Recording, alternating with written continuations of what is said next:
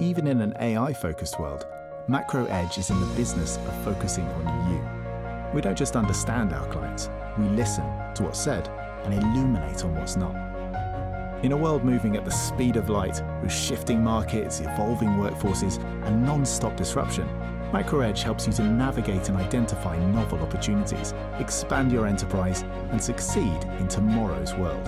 And it all starts with you. Put your enterprise and your perspective in the driver's seat. We're in the business of you.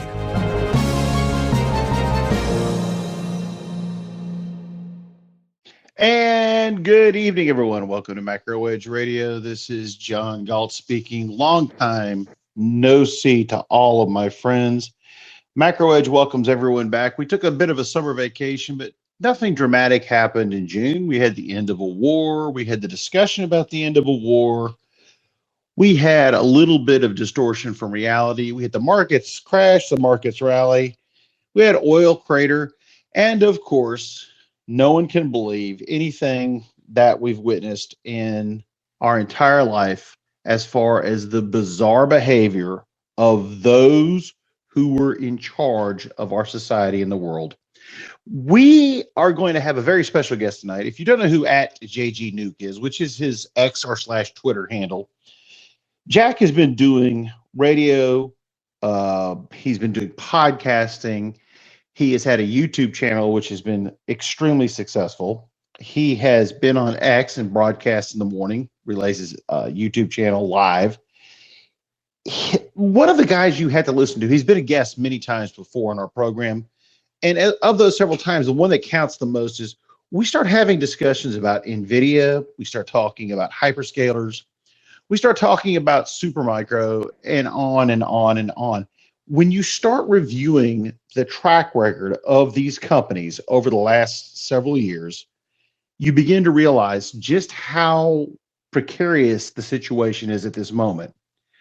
And it does tend to sit there and highlight why we're sitting on the precipice of either a very dramatic advance in human society with artificial intelligence, or we're on the edge of disaster.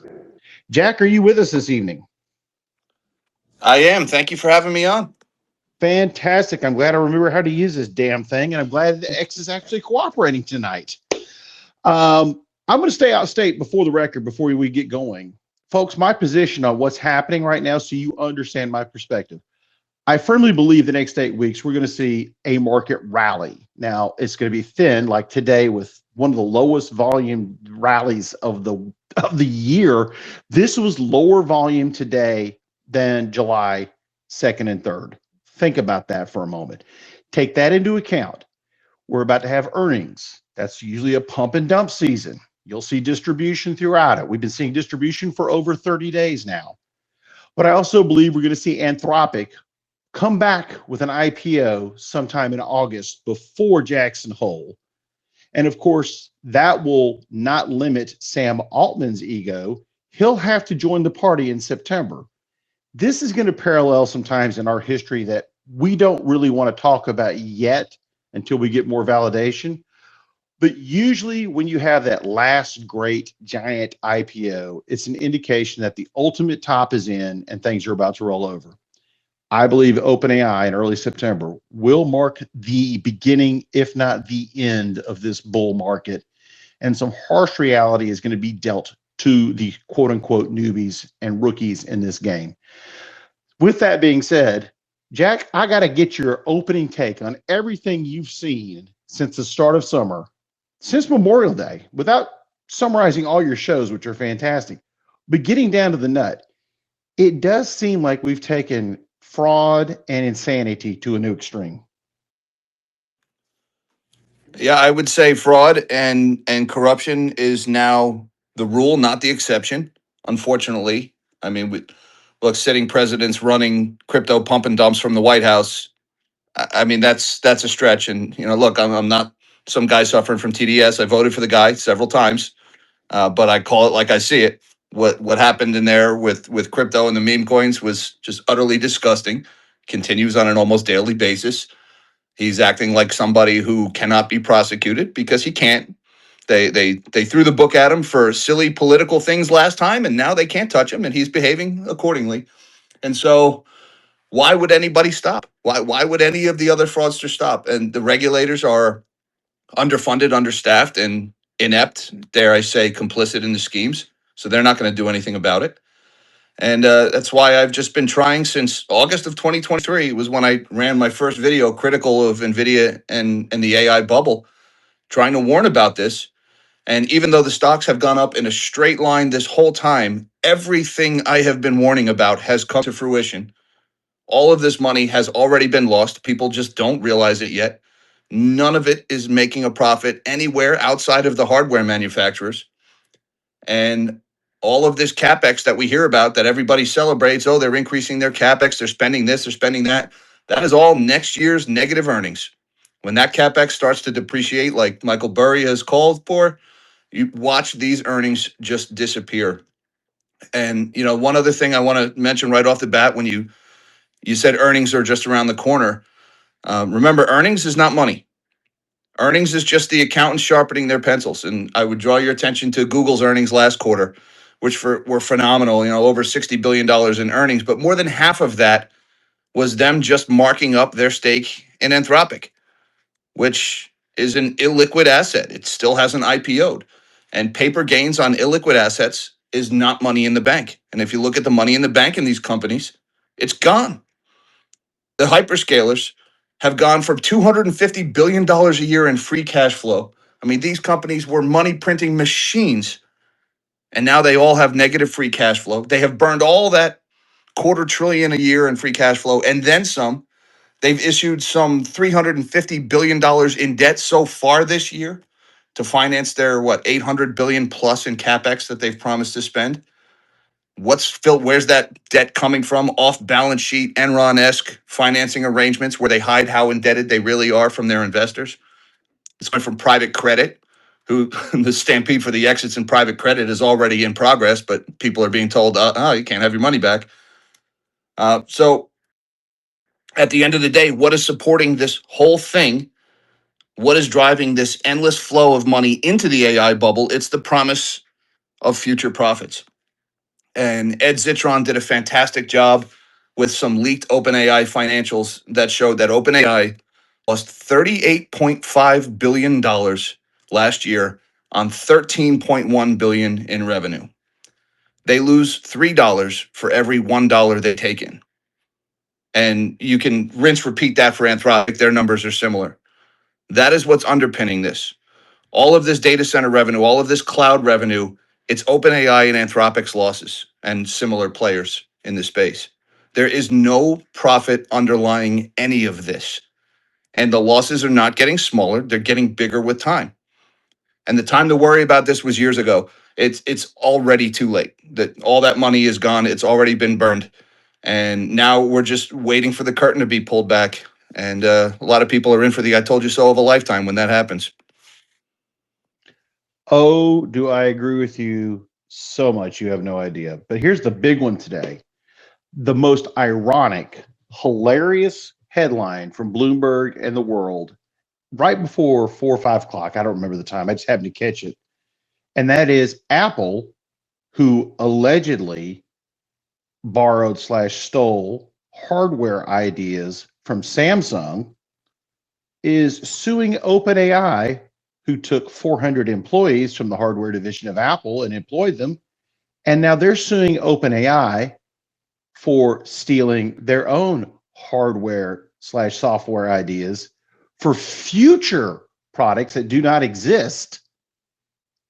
What kind of insanity are we in when you can sue for a product that is not on the market and industrial espionage that there's no level of proof of because the product doesn't exist? It's almost as if we're doing everything based on a fictional future with no ground basis in reality, including the books, as you just highlighted. And Apple, one of the most hypocritical corporations in the world, they came out with great products. And then when they went stale, they had to go out and seek new ideas. We're at this point now where the dinosaurs are dying off and the new companies have no ability to project real earnings. So they have to create fictional, theoretical future products, as you stated, that aren't even on the realm of the horizon of existence in the next 5 years. What does this lead to? I tell you, it doesn't really matter what it leads to because the Chinese are going to steal everything from all of them. So, I mean, yeah, Apple and OpenAI can fight, and the Chinese are going to laugh the whole way. I posted on X not too long ago when I saw that story about Apple suing them, and I, wrote that I heard a story once that Sam Altman once bumped his head and accidentally had an idea of his own. Uh, OpenAI is built on intellectual property theft, right? The whole premise of the large language model is stealing the life works of every creator, journalist, author, analyst, musician, artist that ever lived. And now that they're all worried, oh, DeepSeek is distilling our models and monetizing. Yeah, how dare you steal our stolen intellectual property? And Apple's doing the same thing here. Apple's not innocent, as you pointed out. Apple has a history of IP theft, and yeah, they're just all eating each other now. None of them have any original ideas, and this entire bubble, like I said, is premised on IP theft to begin with. So I won't be shedding any tears for Apple. I do wonder what this might mean for the IPO with stuff like this hanging over their heads. And OpenAI, the other IP theft issue that happened today was the New York Times complained in court because that other intellectual property theft lawsuit that OpenAI is buried in right now. They're trying to get OpenAI sanctioned because when they sued for discovery, they said, we want you to give us records of what was used in your training data. And OpenAI responded in official court submissions that they don't keep records of the data that was used to train their models. And then one of their employees let slip in a deposition that, oh, they went and searched their records and a certain data set was never used in any training, basically admitted that they lied in their response to a discovery request. And the court's not going to like that one bit. OpenAI has a mountain of legal problems that they're currently dealing with on top of their financial problems. So, your call about a September IPO for OpenAI, maybe they do it, but if they do it in September, it's only out of desperation because they know that it's done and they might as well just grab whatever cash they can. But they may never IPO. They may not live long enough. I honestly believe that they will IPO with Anthropic for one reason, and I believe the basis for that, and I've speculated online for this. It blows my mind, but it's part of the modern reality we live in. I honest to God believe we're going to witness the Trump administration take 5 to 10% investment holdings, quote unquote. Use your finger quotes loud, people, in both Anthropic and OpenAI for quote unquote national security purposes. That provides the cover. That provides additional taxpayer funding, a backdoor bailout before the IPO. Once that price goes through the moon, Trump can go out, beat his chest, say, hey, look how much money we made for the people. But in reality, it's just to try and sit there and support their failing models against the Chinese open source model, which now appears to have some superiority built into it due to the cost basis they're using. Yeah, I agree wholeheartedly with what you said. President Trump wants his stock market bubble. He treats the Dow and the S&P like his report card. And so Trump's worst nightmare is this bubble bursting while he's still in the Oval Office. He'd love nothing more than for it to burst the day after he leaves office. But I agree that they'll try. I don't know if they'll be able to do it, but they'll certainly try to get the taxpayers on the hook for this. Sam Altman would like nothing more, and Dario Amodei at Anthropic. Also, interestingly enough, Ben Bernanke just joined their oversight board at Anthropic. Anthropic is a public benefit corporation, half a charity or whatever, and they have this oversight board that appoints their directors, and they put Ben Bernanke in there yesterday. And Ben Bernanke, former Fed chair, who did not see the housing bubble coming and then led the charge on bailouts afterwards. Maybe there's a signal in there somewhere. I don't know that the bailout is coming for this bubble. Well, I can promise you, with Ben there, the oversight will occur when the stock price declines by 10%, and he says, let's print more shares. So it solves the problem right then and there. Let's move on to hardware, though, because, Jack, that's where you and I had our last discussion and where I think we're going to really have a good time. in this whole time since the hyperscalers moved to the forefront of the market discussion, we've witnessed NVIDIA sort of fade in the public favor. Yet nothing has changed as far as what NVIDIA products are being shipped, where they're being stored overseas, and their actual sales. What's your latest update on the circular financing / inventory control model that they've been using? And we'll bring our old friends Supermicro into that later on in the discussion. All right, so I got an interesting message from Lox Ganapathy over at Unicus Research last week. She was looking into Apollo Debt Solutions. It's a private credit fund. And it turned out this private credit fund was also looked into by Michael Burry recently. And this is a $26 billion private credit fund, 157 borrowers in their loan book, have names like borrower, bidco, buyer, midco, or merger sub in the name. This is mostly off-balance sheet financing arrangements using intermediaries. And one of the big names in this fund, which is gated, by the way, investors can't get their money out of it, is VCI, which is Valor Compute Infrastructure. And Burry did a deep dive on VCI. I guess this was a couple of weeks ago.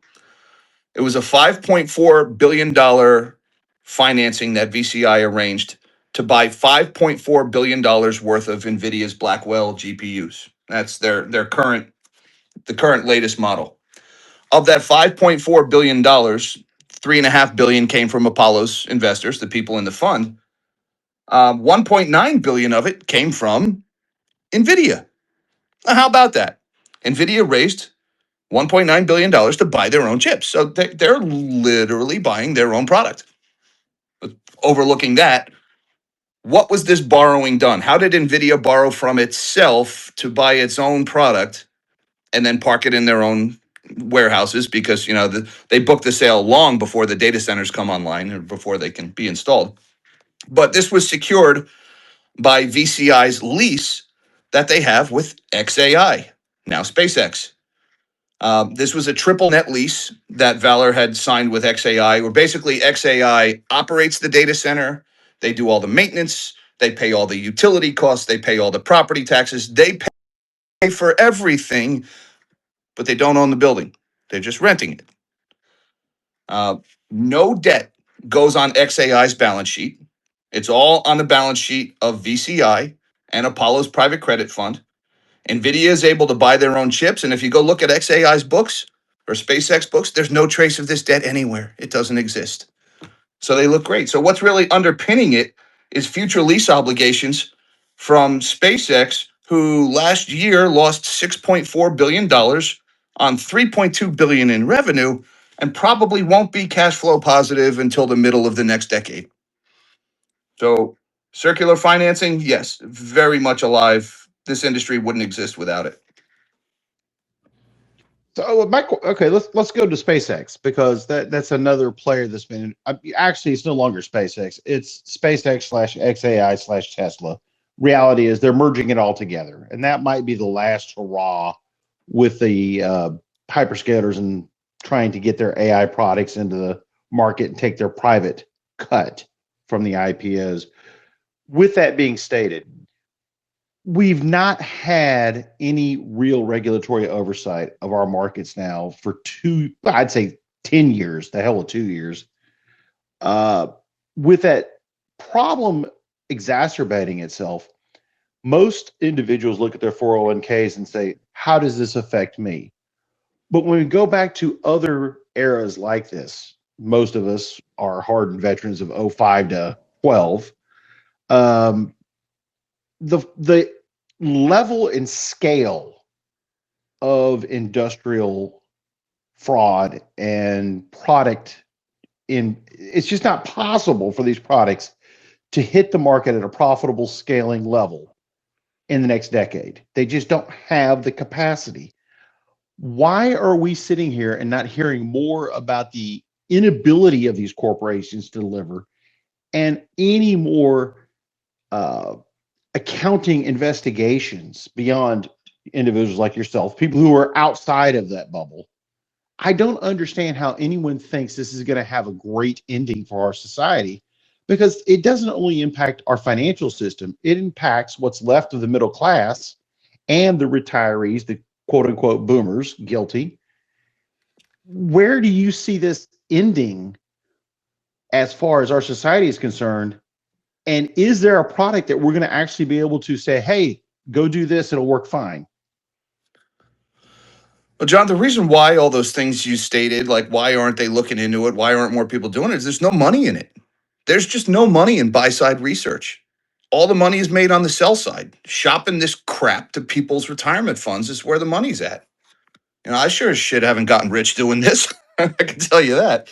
Uh, but as far as the 401k and how does this affect me stuff, whether people realize it or not, if you're on this call, chances are you bought SpaceX because they shoved this thing into the NASDAQ. They broke all the rules. They changed all their rules about, you got to wait 3 months for the IPO to go through price discovery in the market. Oh no, this company's too big. All those things, those rules we put in place for investor protections no longer apply for some reason. And so after 15 trading days, which was earlier this week, it's now included in the NASDAQ. And therefore, all of these passive index funds and mutual funds have all started buying SpaceX. So it's in your 401k, whether you realize it or not, because if you've got any kind of a deferred retirement plan or tax advantage retirement plan or a pension, your fund has bought this stuff. So that's how it affects you. It affects everybody. And it's funny you mentioned how SpaceX is not really a space company anymore. I agree. I mean, almost if you read their S1 filing, almost the entirety of their total addressable market, which was ridiculous. I think they said it was something like $28 billion in total addressable market, which is bigger than US GDP. It's almost entirely derived from the AI business. So SpaceX is not a space company anymore. And people bought SpaceX because they love the rockets.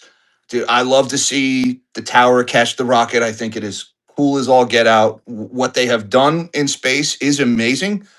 But SpaceX is not a space company anymore. It is an AI company that does rockets on the side. Most of the business value is derived from the AI trade. You have to understand that if you're buying this company.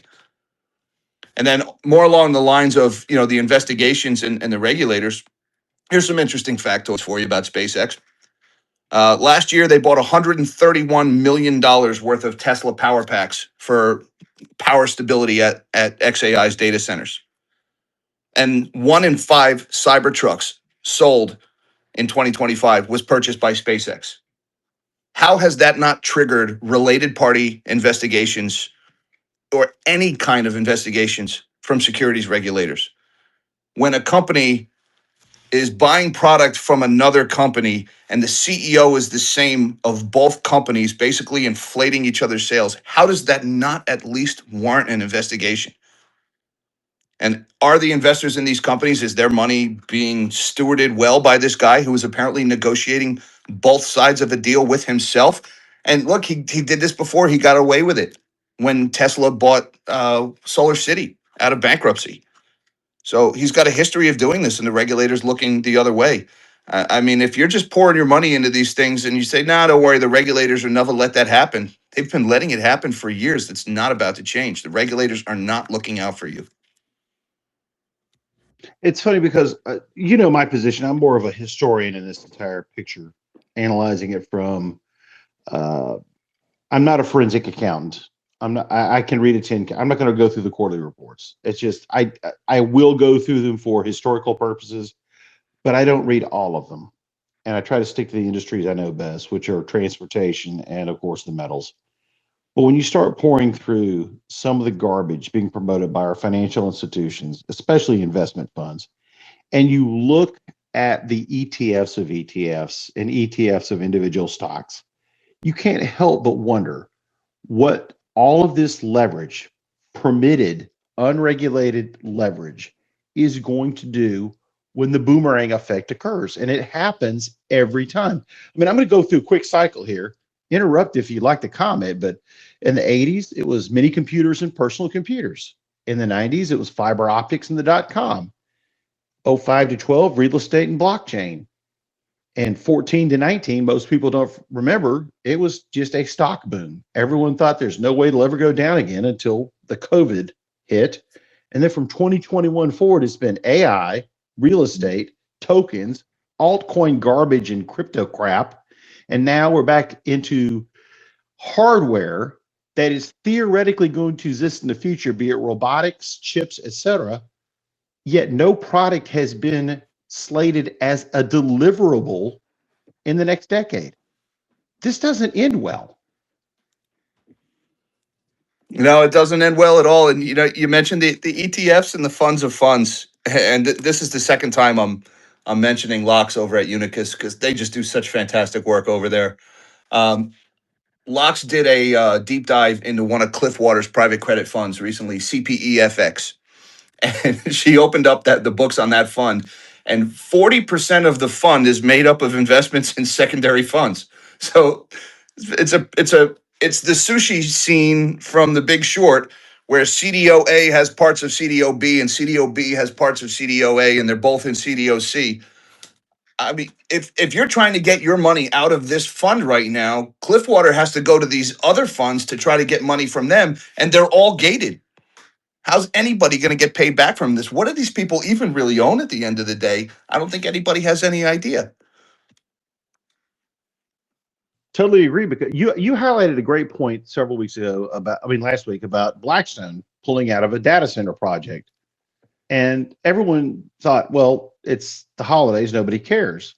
But the truth is, Blackstone has had major financial issues with their residential real estate funds and their investments into funds of funds for speculative AI, chips, etc. Nobody wants to talk about that in polite public, and you're damn sure not going to hear about it on the mainstream financial media. This brings us back to what you were talking about. When you start doing some basic forensic accounting on this, and I'm talking very basic, like I'm the layman, I look at it and say, this is bullshit. You can't identify any kind of central realistic outcome for the 7 to 9% they're promising investors. And if you want to get your money out because you don't believe it, no, you can't have it. Do companies who invest like this and speculate like this face a come to Jesus moment? Because I'm hearing now, and we're starting to see the stories come out, that the banks themselves are gating loans to these speculative funds, to these investment corporations, to prevent them from rolling over and repaying their investors. I mean, it's better late than never. The time for the banks to tighten up on these guys was years ago, before all the buyouts that they did in 2021. I mean, it was so obvious that all the valuations of these companies they were buying were bloated by printed stimmy cash post-COVID. The banks aren't stupid. They knew that, but they let it happen for some reason, probably because they were collecting big fees on it. And most of the people who approved it are now on their second or third job since then, because nobody stays in the same place for more than 2 years anymore. And that Blackstone data center that you mentioned is a great example. The one in it was QTS is the firm building it, or the joint venture building it, in Prince William County, Virginia. Compass had previously pulled out of this project, so Blackstone was the second developer to pull out of the same project. And the county board of supervisors had approved this data center in the middle of the night at a meeting that they did not previously announce that this was on the agenda. So they broke their own bylaws. And, they said it was a clerical error because they didn't want to admit that they snuck this through without notifying the public, because the public was pissed about this project and nobody wanted it. This is right in the middle of Data Center Alley in Northern Virginia, where utility bills have doubled in the last few years for the average person. And so after this board of supervisors approved it, this slate of candidates ran in local elections to replace them all. They all won.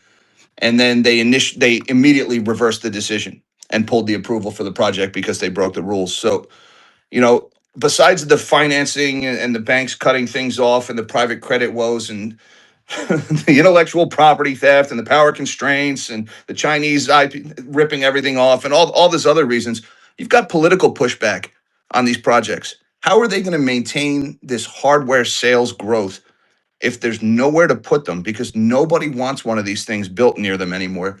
The opposition is now everywhere. It's on both sides of the political aisle. President Trump is going to have to figure out how to slowly back away from this bubble. I don't know if he can. He's already so committed after his silly Stargate photo ops with Altman and the guy from Oracle. But political opposition is a big factor that they got to deal with now too. I honestly believe that President Trump won't pull away from it because he wants to keep the stock market inflated. So he'll do whatever Wall Street tells him to do. Bottom line. Yeah, I agree with that. This is where I'm going to go because we actually, in my county, Sarasota County, for those of you that do not know, it's one of the wealthier counties in Southwest Florida. We have a 1-year ban on data centers. It's not even going to be brought up for consideration. 2 counties over in Polk County, a little town called Fort Meade, which is basically a intersection of 2 farm roads and hasn't really developed or grown to any sort of a level, approved one of those middle of the night data center deals. And now all hell's breaking loose because the ranchers and farmers are furious. And when they sat there and set up a public hearing for it, just to fill you in a little bit, Jack, they, honest to God, didn't have a big enough auditorium for the amount of people who were going to speak. So there's hope that the political opposition will take hold. Unfortunately, when you get outside of the larger communities with lower media exposure, you tend to see these projects shoved through in the dark of the night. And there's a lot of backdoor deals, Ohio, Illinois, Indiana, et cetera, being prime examples where they're pushing this through. And I think the backlash isn't going to be felt until it's too late. It's shocking. I don't know what people have so many problems with these data centers. I mean, yeah, sure, they're using your retirement money to finance an experiment on an unproven technology that's going to double your utility bills. It's probably going to use up a lot of your water. The things are noisy. It's making the internet unusable because nobody can tell what's real or not. You got fake Nudify apps terrorizing young girls on the internet now. And if everything goes according to plan, it's going to put you out of work. Yeah, I don't know why people are opposed to these things. I can't imagine why.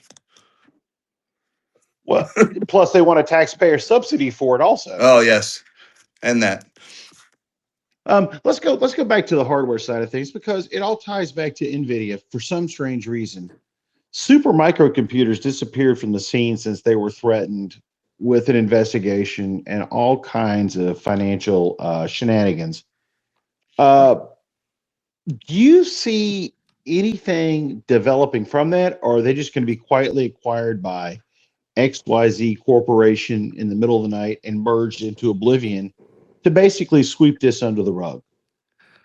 Well, if we're going to talk about this subject, I got to give credit to Kakashi on X. I don't know what his real name is, but Kakashi has really led the charge on the Chinese chip smuggling operations. He was first there. I've interfaced with him quite a bit. He's really done excellent work.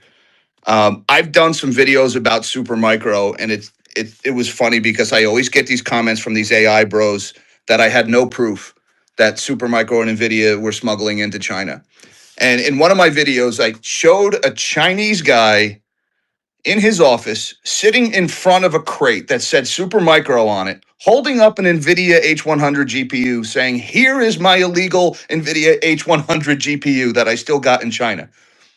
I mean, it was like right out of Chappelle's show when they were doing the R. Kelly episode saying, "What would it take for you to believe that he really did this?" I don't want to go into detail, but if you saw that episode, you know what I'm talking about. And people said I have no proof. Yeah, other than the mountain of proof that's been sitting on your face for years, there's no proof here.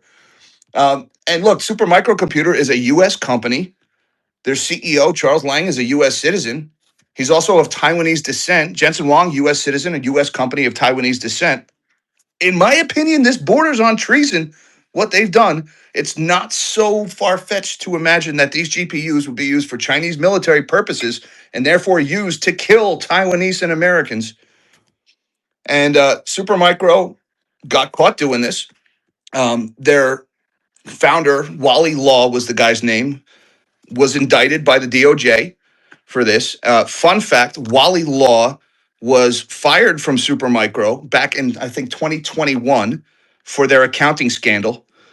No, not the 2025 accounting scandal. This was the other accounting scandal before the most recent accounting scandal.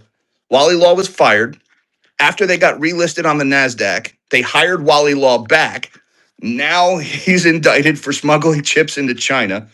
I would refer everybody to the fantastic research that Hindenburg Research did on Supermicro and their smuggling operations and the related parties that are in the same complex that the CEOs are brothers and how they move money back and forth in order to hide the related party transactions. Row after row, warehouses full of Supermicro servers in China. They were using a hairdryer to peel the labels off of NVIDIA GPUs and their own servers, put them on the dummy GPUs and servers. They'd send them to somewhere like Malaysia where the dummy servers would get installed in a dummy data center, and then they'd forward the real equipment onto China where it would be used to whatever end in China. And then yesterday we get a story about this. What was it? Chicken Clay Pot House, a restaurant operator, is now doing data center maintenance and services in Malaysia, probably because nobody cares if the things work because there's not real equipment installed in them. Well, I mean, you really don't care if the air that cools or heats a room full of processors smells like dead chicken or cooking chicken. So I can see that. This brings us back to where we started this whole conversation. You see this cycle, but you and I have talked in the past, and we're like, the Chinese have already reversed engineered chips like the H100, probably the H200. They're working now to reverse engineer ASML processes or evolve to a new process for chip manufacturing. And yet we seem to be under this impression that if we don't ship the Blackwell chip to them that they've already stolen, they can't figure out how to do it. Is this not the most foolish thing you've ever heard in your entire freaking life? Yes, it is. And it also doesn't matter.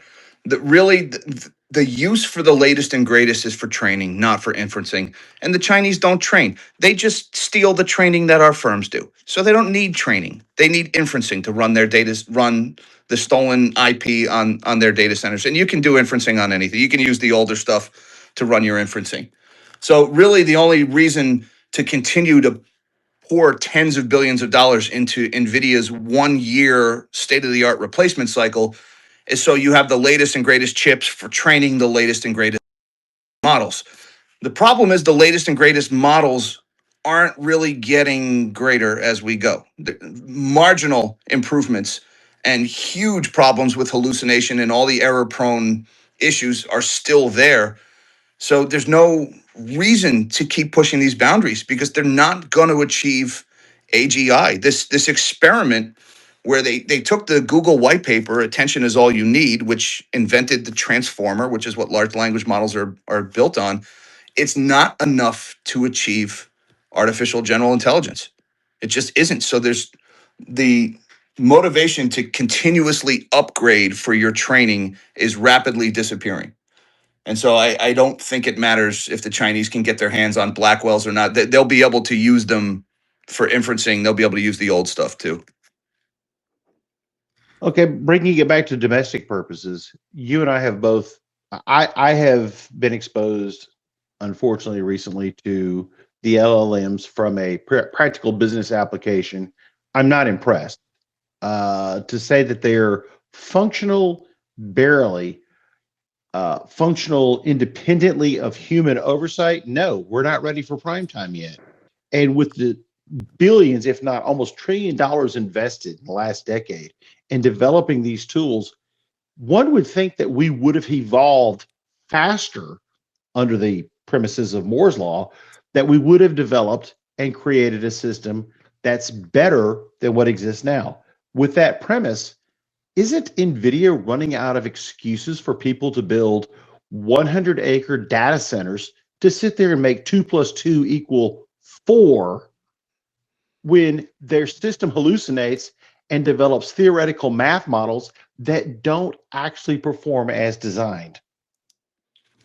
Well, 2 + 2 = 5 would actually be quite an improvement over the prior models that told us 2 + 2 = potato. So, as far as the quality goes, look, I don't think we're going to see mass market adoption. If anything, I think we're already seeing a lot of this roll back. A lot of companies, besides the token maxing issue that we can talk about later if you want, but besides this sticker shock, the hallucination rate is a massive problem. 20% of the time, these large language models spit out incorrect results. And so you can't touch large language models for anything resembling mission critical work in any job. There aren't many areas of productive work where you can tolerate a 20% failure rate. There just aren't. And it's a very small market, sure, menial tasks, but even basic things like customer service. You know, if 20% of the people who call your chatbot helpline end up pissed off and swearing they'll never use your company again, you're not going to last very long. So, you know, all these talking points about how it's going to put everybody out of work in the next 2 or 3 years, and we need a task force to figure out how to solve the AI unemployment problem. I think that's BS. And I think a lot of companies are out there laying people off, and they're telling us it's because of AI, because it makes them seem hip and, you know, like they're in touch with the latest and greatest new thing. And I think it's secretly just hiding the fact that their businesses are not doing well and they need to cut people to save money. And AI is just the excuse they're holding up. That goes to the hallucination factor, because we've seen a lot of integration of AI, not implementation, but integration of AI into the quantitative modeling. Now, we don't know what companies are actually engaging and using that on Wall Street, but much like my favorite era, and I'm going to show my age, I know I'm older than you, the portfolio insurance, that was the latest and greatest computer model of my generation. Mm-hmm. You have to ask the question, at what point in time do they blame AI for a mistake that could actually implode the markets? And can you hold the AI companies liable for those mistakes? I would say is a follow-up question, and it's rhetorical. I don't know. Let a judge sort that out. But we've seen plenty of cases recently, people posting nightmare stories on Twitter about, oh my God, my AI agent just deleted the whole company database. And they asked the chatbot, did you delete the company database? And it's like, yep, sure did. Why did you do that? And it says, I don't know. You didn't tell me to, but I did it anyway. Gosh, sorry about that. Well, shit, now what? So, before you just turn the keys to your portfolio over to this, and I saw, who was it? Somebody's rolling out agentic trading now. It's got to be Robinhood. Of course, it would be Robinhood, but don't quote me on that. You're going to let something with a 20% hallucination rate loose on your stock portfolio, on your investments, your nest egg? Good luck. That's my problem. We do see some degree of systemic automated management. We've seen that for a decade now, and it's been basically if X equals Y, execute Z, etc. That's been, one more time for anybody who's new or doesn't have 9 figures. Unless you have 9 figures, every brokerage on Wall Street thinks you're a piece of amoeba, a smear on the bottom of your shoe by the fire hydrant. They couldn't give one rat's ass about you. You're a piece of shit. You don't deserve personal attention. You got 9 figures plus, they're going to kiss your ass. You'll get a personal individual investor and someone who's a professional manager who will probably do a better job. But you're a victim of the system. So if they start introducing AI, that reduces the human oversight required to manage your portfolio, thus reducing their liability, because they could say, well, we used XYZ AI's programming system to sit there and manage your portfolio. It's not our fault you're down 70%. You can see the legal complications from such an event. Yeah, absolutely. The legal consequences of that. And the more they turn this over to it, the worse that's going to get. And, I want to make a distinction. You mentioned too about, like, hey, algorithmic trading has been around for a while. There's a big difference between, a Boolean line of text in a code that says if X, then do Y, and what an AI agent is going to do. Because it's not if X, do Y with an AI agent. It's if X, guess what is the best course of action to do next. And here's a bunch of Reddit posts made by a bunch of assholes with no professional experience to use as your reference data to figure out what that might be. That is a big difference from the algorithms that are currently running things at a lot of these trading houses. And that's terrifying after reading X for just one day. Yep. Agreed? I mean, you and I watch this stuff and we're looking at each other like, We've never met in person. If we ever do, I've got the first round of margaritas down here in Siesta Key. But dude, it's you watch this crap and you think these people are in a different reality and I don't understand this. So we see this moving forward, and you were talking about tokenization, and now we've hit token maxing. I'll let Jack explain that phrase. He's more versed in this, but I understand it. It seems to me that this avenue of revenue extortion, I'll use that term, from the AI agents is about to come to a huge dead end as the performance levels are below substandard. So token maxing was basically grading the performance of your employees based on how much AI they consume. And a token is a unit of data sent to or from a large language model. A word in a prompt would be a token. A word back would be another token, something like that.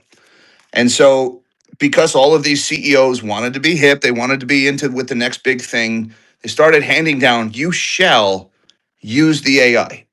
Not here's how you do it, not here's how to do business. It's just if you're not using AI, you're not down with the company party line and there's a problem.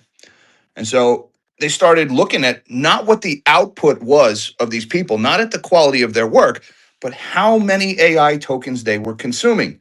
The more you consume, the better.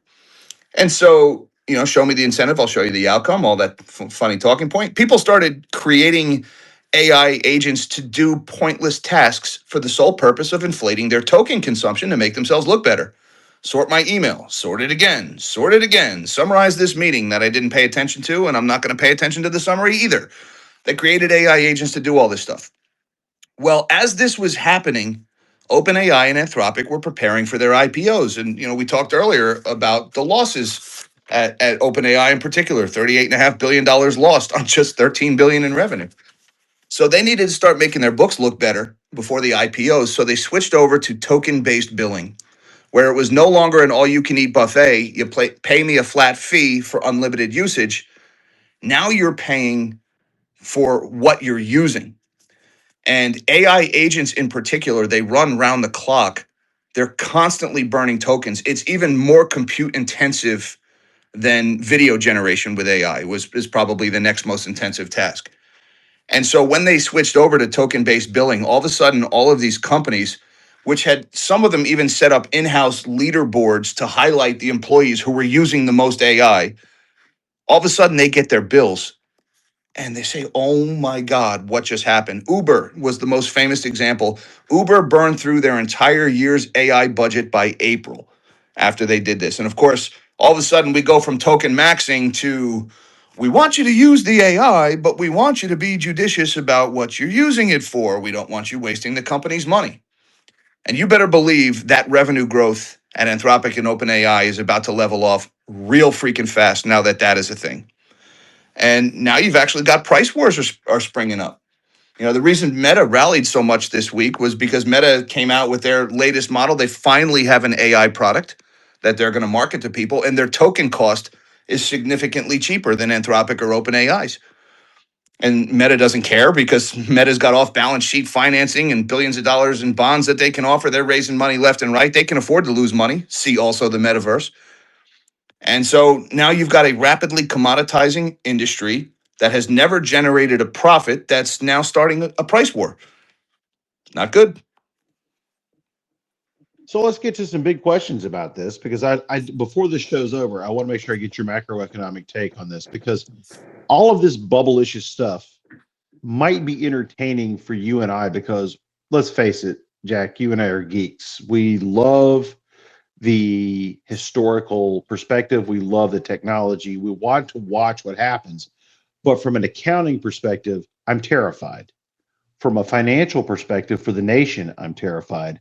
But when I witness what's happening with companies like Meta and Apple is desperate to develop an AI system. They can't develop their own. Siri has become as boring. I'm going to tell you what I think Siri is. You can voice your own opinion. It's the Madonna of computer systems. It's old, it's haggardly looking, and it looked attractive 40 years ago, but now No, thank you.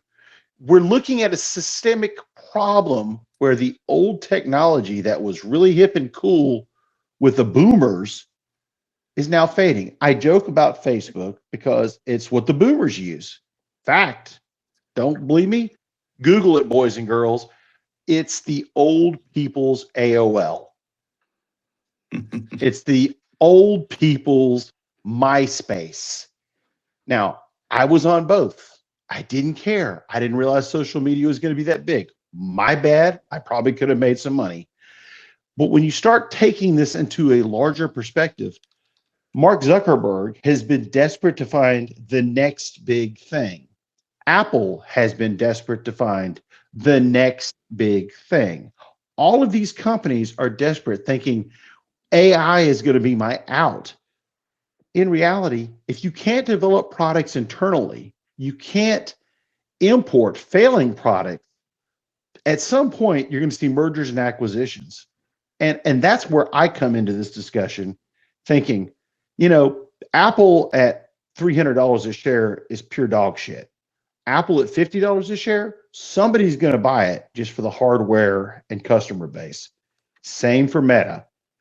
When you look in the future, if we have a massive correction, you can start identifying these companies and highlighting them because they're destined to fail. And before any of you clowns out there on FinTwit or Reddit or the rest of social media said you're full of shit, please tell me how much Zenith and RCA stock you still own. Please take it away, Jack. Sorry, I laughed a little bit at Zenith and RCA. I agree. Apple at 300, nope. Who's going to buy Apple at 50? That'll be me. Be honest with you. If there's one company in Silicon Valley that I would deign to touch, it would be Apple. Now, I was thinking more about Elon Musk buying it. Oh, Musk buying Apple, the company? No, I think Apple buys Elon Musk before that, because I think when the dust settles from this bubble, Apple's actually going to be in really good position. Apple has not spent anything, or at least nothing of substance anyway, on building data centers. They haven't spent anything on developing large language models. They've tried some licensing deals with OpenAI. That's working out really well. They're in court now.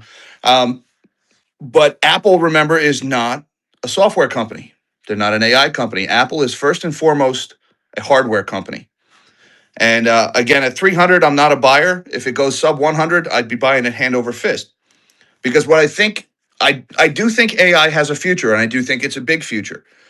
It's not now. It's a ways off. But I see AI going the same way computing went. When computers first came out, it was all about these big mainframes that could run big complex tasks. But for 99% of computer applications, a small machine was good enough. And Apple thrived on the personal computer, a small local machine that's good enough for what most people need. And Apple is already making inroads in the hardware space for artificial intelligence in that area. They're selling a ton of Mac Minis that are being used for running these distilled large language models that people are running out of a closet, their own little private data center. It's not a huge market yet. It's certainly nothing on the scale of what NVIDIA is doing. But I do think that's the future of OpenAI or of artificial intelligence. It's also very similar to what the Chinese are doing with their approach to it. I think the big giant data center will be looked at as a dinosaur. People will laugh at how much money we burned on it. And I think when that happens, when that goes up in smoke and people realize I'd rather spend what's a Mac Mini, $500, $800 for okay, it's about $800 to $950 for a Mac Mini. I'd rather spend the money on that hardware and then only have my electric cost to run it rather than pay Anthropic and OpenAI for every token I'm burning on that machine. I think Apple would be very well positioned in that situation. So I wouldn't touch any of the other Mag 7, not with my worst enemy's money. But Apple I would consider. And that's as optimistic as I get, John. I'm sorry. I don't really do positivity that well. Oh, I'm right there with you because I put when you and I are having our private chat before the show, a gentleman named Massimo, another must follow on here. And by the way, Kakashi, Dario, and Jack, aka AJG Nuke, nobody special. If you're not following them on Twitter, if X, FinTwit, you're missing out on the background story for every discussion we've had. All of these guys have been on the show. They've all discussed what's happening. And the reality is things aren't what they seem. So let's go to what Massimo said tonight. 13 hours ago, a startup in China packed roughly 1,000 Mac Mini M4 computers into a single data center to run AI workloads without paying ongoing cloud fees. The base Mac Mini M4 starts at $599 and just draws 10 to 30 watts under load, a fraction of the 300 to 500 watts a traditional GPU server draws. You just nailed it without even realizing it. And if an American company wakes up and understands that they can divorce themselves from the iCloud and can divorce themselves from the AI cloud that these giant data centers are developing, you no longer need Apple's subscription services. And that's why I think their vulnerability is. They're a great hardware company, but look at IBM. It took them 30 years to recover from their PC revolution, and they still haven't got the AI shit right. Period. End of conversation. I think what we're about to witness is a shift again, where companies that we traditionally thought were too big to fail and too strong to be reduced in size or stature are about to get zapped in a meaningful way. You know, one other facet of that story that you mentioned about running on local hardware is your data security is a big deal too. Now you're not sending things out to the cloud or sending them to a data center where it gets mixed with everybody else's data and then sent back to you. It's all staying in-house there. So I can see that being a big draw for a lot of companies. Think about it. If I'm Apple, I'm marketing that. Hey, we'll send you 1,000 of these. Make your own cloud. Have a good time. Yep. We'll send you some engineers. So let's get the macro picture. I appreciate the hour you spent with us because you've educated myself and our listeners to a great degree. The macro picture, in my opinion, is we're in a transitional period for the economy.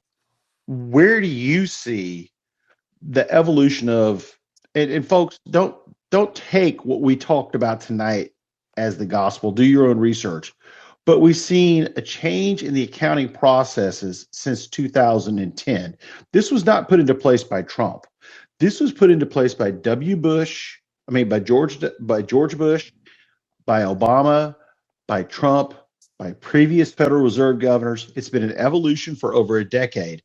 Dodd-Frank was Dodd-Fraud. And we're moving forward now into a new generation where, okay, we figured out how to adapt to the financial reporting standards so we can tell you what we want to tell you, not what you need to know to evaluate the veracity or viability of our corporation. That all being in mind, what do you see coming in the next 24 months? Because I think we're about to see a great disruption between not only robotics, AI, etc.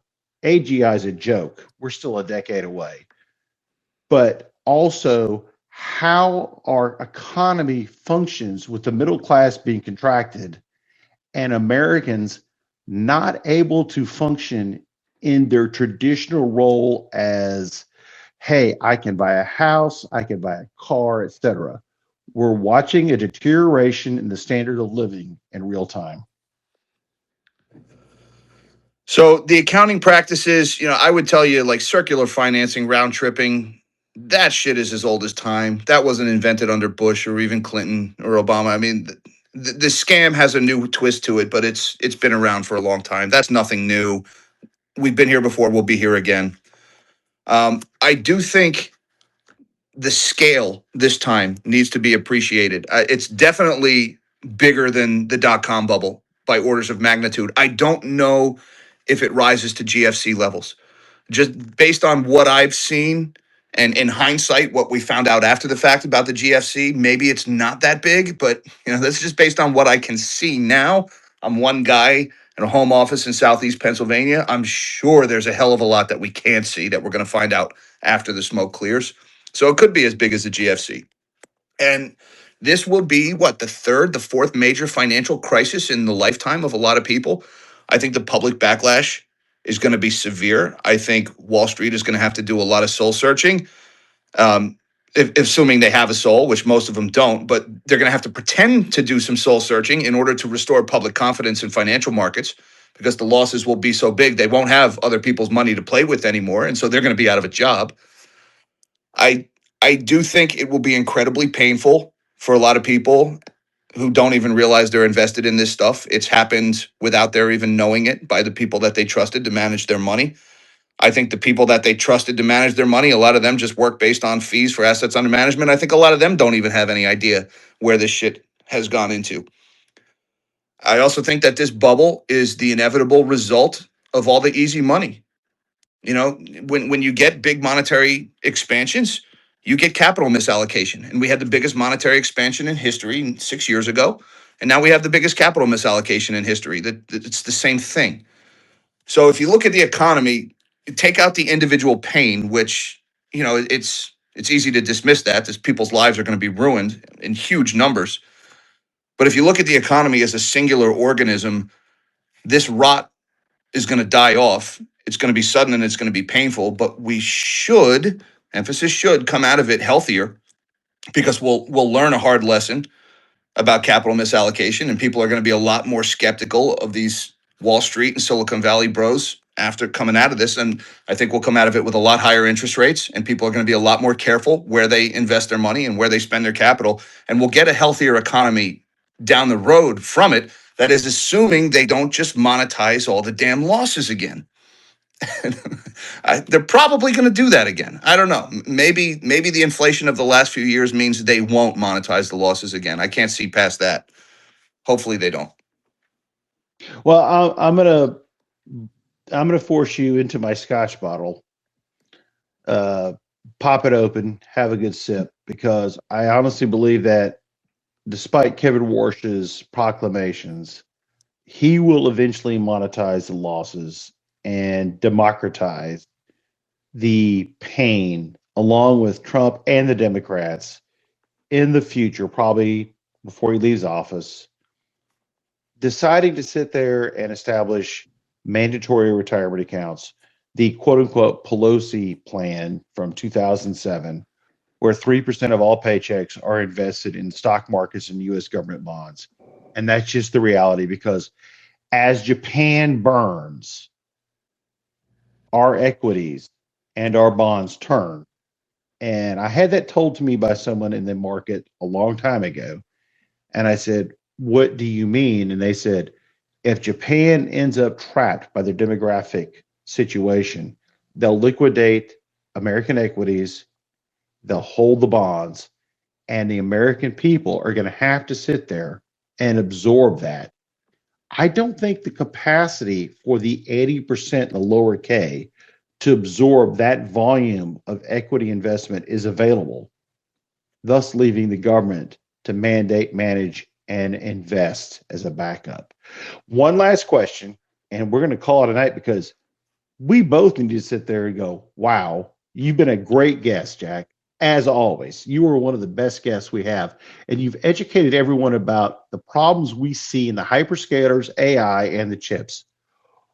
Which one, your opinion only, no one's going to hold you to this, which one of the hyperscaler slash AI slash chip companies, and I don't think it's Micron and I don't think it's Qualcomm, I'm going to be upfront on that, but you can tell me if I'm crazy, is going to pay the price for all of this misallocation of capital and inability to sit there and develop a future need for their product? Okay, so which one will pay the price is going to be all of them. So I'm going to go out and just say which one will pay the heaviest price. I'm not sure if that satisfies the 10 of your question, but fair enough. No, that's fair enough. Please. Who will pay the heaviest price? I think the market is already telling us, and that's Oracle. Oracle just had their credit rating downgraded to 1 grade above junk today, and the spreads on their CDS are already spiking. So the market is already telling us Oracle. They are the most levered. They have no prospect of profitability. They're basically the biggest of the neo clouds. All of their They love to report their future, remaining performance obligations. It's all contracts from companies that burn capital. And so I think of the hyperscalers, which is Meta, Microsoft, Amazon, Google, and Oracle. I think Oracle pays the price, maybe doesn't even survive this one. I think the other companies survive, and probably they end up shadows of their former glory. Yeah, even end up with some consolidation in the space. But Oracle maybe doesn't live through this one. God, I love that answer because I love hearing that Larry Ellison is my bitch. I'm sorry. Did I say that? Okay. Sorry, Jack. I knew that would get a kick out of you. All right. Well, I didn't work for Oracle and I had nothing to do with them, so it's not my problem. Believe me. Jack, tell everybody where they can find you on social media. Advertise your damn YouTube show. Dude, you do a great job with that broadcast every day. Please tell our listeners where to find you. Best place to find me is on YouTube. My name is Nobody Special on YouTube. You can also find me on X here at JG Nuke, JG_Nuke on X. That name is derived from in a past life, I was an engineer at a commercial nuclear power plant. No formal background in finance, just a guy with a big mouth and too much time on his hands. I'm also on Spotify, Nobody Special on Spotify, and that's pretty much where you can find me. Folks, at JG Nuke on X, Nobody Special on YouTube. Please tune in. I listen as much as possible. You can actually download the programs and listen to it while you're stuck in traffic, or you can listen to Jim Cramer on CNBC and watch your blood pressure rise. For MacroEdge Radio, we'll be back the rest of the summer and into the fall fun and games. Thank you once again, Jack, and thank you to the MacroEdge team. This is John Galt speaking. Good night now.